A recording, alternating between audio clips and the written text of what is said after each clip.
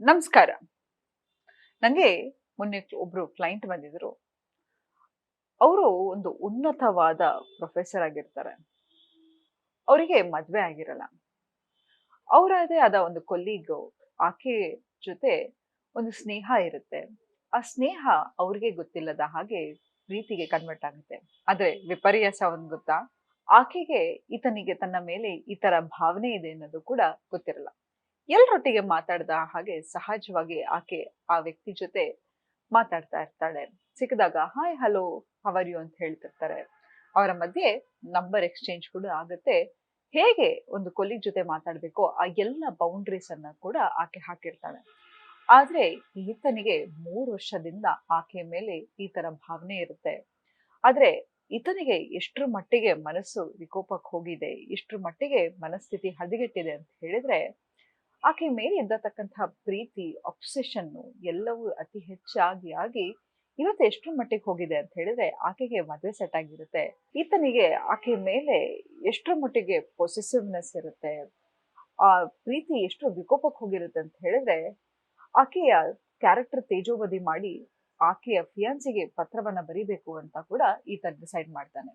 ಯಾವಾಗ ಇಷ್ಟ್ರ ಮಟ್ಟಿಗೆ ವಿಕೋಪಕ್ಕೆ ಹೋಗುತ್ತೆ, ಆಗ ನನ್ನ ಹತ್ರ ಸಹಾಯಕ್ಕೆ ಬರ್ತಾರೆ. ಆದ್ರೆ ಮನಸ್ಸು ಯಾಕೆ ಇಷ್ಟ್ರ ಮಟ್ಟಿಗೆ ಹದಗೆಡುತ್ತೆ? ಇದನ್ನ ತಡೆಗಟ್ಟೋದ್ ಹೇಗೆ?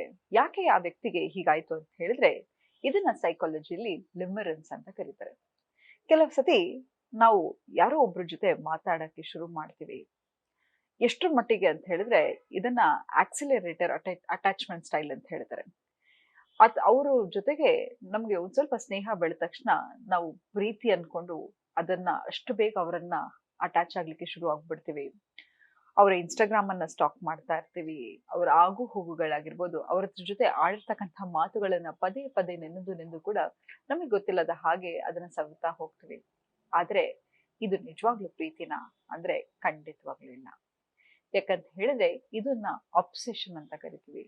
ಯಾವಾಗ ಏನು ನಮ್ಮ ಹತ್ರ ಇರಲ್ವೋ ಅದನ್ನ ನಾವು ಬೇರೆಯವ್ರ ಹತ್ರ ಎಕ್ಸ್ಪೆಕ್ಟ್ ಮಾಡ್ತಾ ಹೋಗ್ತೀವಿ.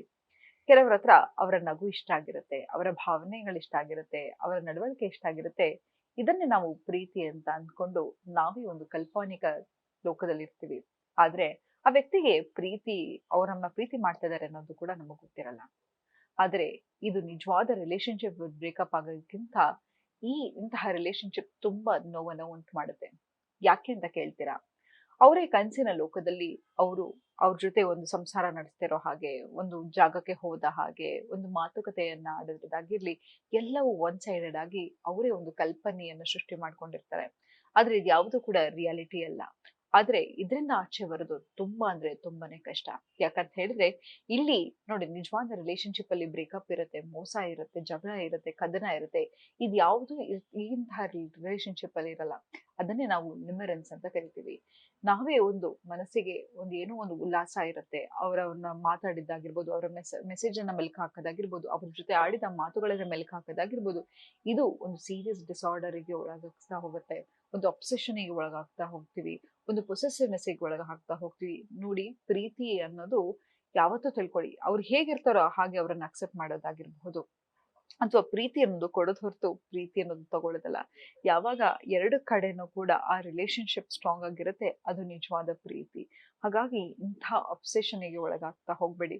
ಪ್ರತಿ ಸತಿ ನೀವು ಯಾರ ಜೊತೆನಾದ್ರೂ ಮಾತಾಡಕ್ ಶುರುವಾಗಿ ಅವರ ಇನ್ಸ್ಟಾಗ್ರಾಮ್ ಆಗಿರ್ಬೋದು, ಅವರ ಆಡ್ತಕ್ಕಂಥ ಮಾತುಗಳಾಗಿರ್ಬೋದು, ಎಲ್ಲವನ್ನು ಮೆಲ್ಕು ಹಾಕೋಕ್ಕಿಂತ ಮುಂಚೆ ನೆನಪಿಟ್ಕೊಳ್ಳಿ. ಯಾಕಂತ ಹೇಳಿದ್ರೆ ನಿಜವಾದ ಬ್ರೇಕಪ್ಗಿಂತ ಇದು ತುಂಬಾನೇ ಮನಸ್ಸಿಗೆ ನೋವು ಮಾಡುತ್ತೆ. ಅಥವಾ ಹಾಗೆ ಆ ರಿಲೇಶನ್ಶಿಪ್ ನೀವು ಒಳಗೆ ಹೋಗ್ಬೇಕು ಅಂತಿದ್ದೀರಾದ್ರೂ ಕೂಡ ಅವರು ನಿಮ್ಗೆ ಯಾವ ಸ್ಥಾನವನ್ನ ಕೊಡ್ತಾ ಇದ್ದಾರೆ, ಯಾವ ಸ್ಥಾನಮಾನವನ್ನ ಕೊಡ್ತಾ ಇದ್ದಾರೆ ಅಂತ ಮುಂಚೆ ತಿಳ್ಕೊಳ್ಳಿ. ಯಾಕಂತ ಹೇಳಿದ್ರೆ ನಿಮ್ಮ ಪ್ರೀತಿ ತುಂಬಾ ಪ್ರೆಷಿಯಸ್ ಕಣ್ರಿ. ನಿಮ್ಮ ಅಟೆನ್ಷನ್ ತುಂಬಾ ಪ್ರೆಷಿಯಸ್. ದಯವಿಟ್ಟು ಯಾವುದೇ ರೀತಿಯ ಇಂಥ ಮಾನಸಿಕ ತೊಳಲಾಟಕ್ಕೆ ನಿಮ್ಮನ್ನ ನೀವು ತೊಡಸ್ಕೋಬೇಡಿ ಅಂತ ಹೇಳ್ತಾ ಇವತ್ತಿನ ಸಂಚಿಕೆಯನ್ನ ನಾನು ಮುಕ್ತಾಯಗೊಳಿಸ್ತಿದ್ದೀನಿ. ಧನ್ಯವಾದಗಳು.